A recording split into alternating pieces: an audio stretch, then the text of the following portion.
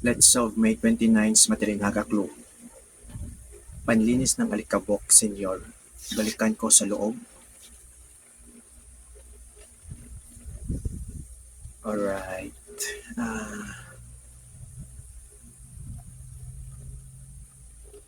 Balikan reversal indicator. Balikan ko sa loob.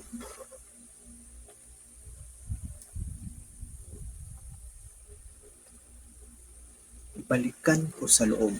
So I think loob is a, ano tawag dito?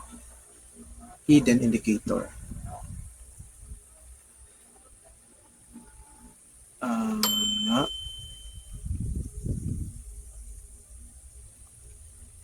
Escoba. Check lang muna, check. Delay ang answer. Delay ang... Okay. Anyways, so, tama, Escoba. So, okay, so, tama, balikan is reversal. Pero dito, dapat, una muna natin i-identify na yung sa loob is a hidden indicator.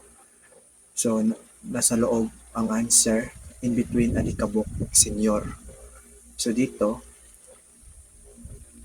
abokse, no? So, ito yung answer, pero dapat babalik na rin. So, maging escoba, which is a definition for panlinis. Escoba, parang sponge, scrub. I think scrub. I don't know.